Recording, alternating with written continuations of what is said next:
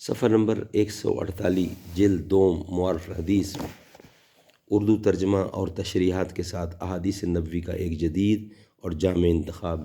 معارف الحدیث، تالیف مولانا محمد منظور نعمانی رحمۃ اللہ۔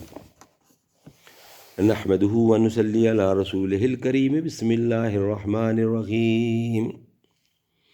قال النبی صلی اللہ علیہ وسلم، حضرت ابو ہریرہ رضی اللہ سے مروی ہے کہ رسول اللہ صلی اللہ علیہ وسلم نے ایک دن ہم لوگوں کو مخاطب کرتے ہوئے فرمایا، کون ہے جو مجھ سے سیکھ لے یہ چند خاص باتیں، پھر وہ خود اس پر عمل کرے یا دوسرے عمل کرنے والے کو بتائے۔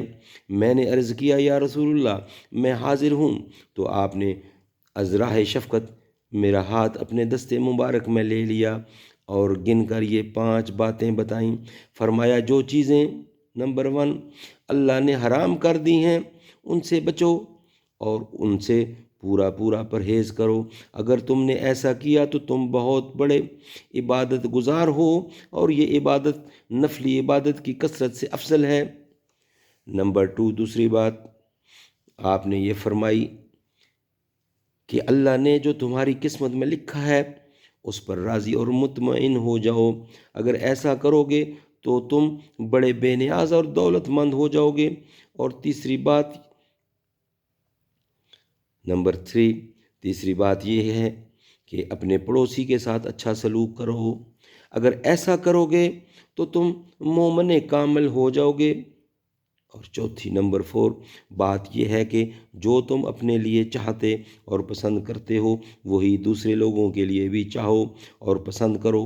اگر تم ایسا کرو گے تو حقیقی مسلم اور پورے مسلمان ہو جاؤ گے۔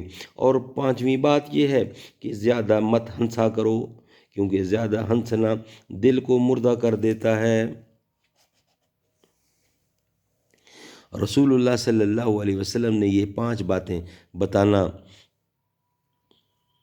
چاہتے تھے۔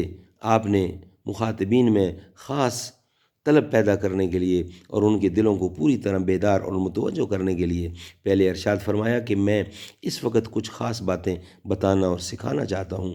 تم میں سے کون ان کو سیکھنا چاہتا ہے؟ لیکن اس کو ان باتوں کا یہ حق ادا کرنا ہوگا کہ وہ خود ان پر عمل کرے اور دوسروں کو بھی بتلائے تاکہ وہ بھی عمل کریں۔ اس سے معلوم ہوا کہ جو آدمی دین کی باتیں سیکھے اور اس پر 2 حق ہیں، ایک یہ کہ خود ان پر عمل کرے، دوسرا یہ کہ اوروں کو پہنچائے اور بتلائے، بلکہ اگر پورا عمل نہ کرے تب بھی دوسروں کو بتانے سے دریغ نہ کرے۔ جو 5 باتیں حضور صلی اللہ علیہ وسلم نے اس موقع پر تعلیم فرمائیں وہ بڑی اہم حقیقتیں ہیں۔ پہلی بات آپ نے ارشاد فرمائی کہ بڑا عبادت گزار بندہ وہ ہے جو محرمات اور ممنوعات سے پرہیز کرے، یعنی جن چیزوں سے منع کیا ہے باز آ جائے۔ اگرچہ زیادہ نفلی نمازیں نہ پڑھتا ہو، نفلی روزے زیادہ نہ رکھتا ہو، ذکر و تسبیح میں بہت زیادہ مشغول نہ رہتا ہو۔ دوسری بات یہ فرمائی کہ اللہ کی طرف سے جو مقسوم اور مقدر ہے اس پر راضی ہو جانے سے آدمی کو بڑا اطمینان اور بڑی بے فکری نصیب ہو جاتی ہے۔ تیسری بات یہ ہے کہ پڑوسیوں کے ساتھ اچھا برتاؤ کرو، ایمان کی شرط ہے۔ چوتھی بات یہ ہے کہ کامل مسلمان ہونے کے لیے ضروری ہے کہ آدمی دوسروں کا اتنا خیر خواہ اور بہی خواہ ہو کہ جو اپنے لیے چاہے وہی دوسروں کے لیے چاہے۔ یہ کہ زیادہ نہ ہنسا جائے، کیونکہ یہ عادت دل کو مردہ اور بے حسی کر دیتی ہے، بے حس کر دیتی ہے۔ ذرا کھلکھلا کے کھلا ہنسنا۔ اگر اللہ کی توفیق سے اس کا کوئی بندہ آج بھی ان 5 باتوں پر کاربند ہو جائے تو دنیا ہی میں وہ جنت کا مزہ چکھ لے گا۔ اس کی زندگی پاک صاف اور بڑی اطمینان والی ہوگی۔ دور قریب کے لوگ اس سے محبت کریں گے۔ اس کا دل اللہ کی ذکر سے زیادہ اور شاداب ہوگا، اور آخرت میں اللہ کی رضا اور جنت کی جو نعمتیں اس کو ملیں گی ان کی قدر و قیمت اور حقیقی لذت تو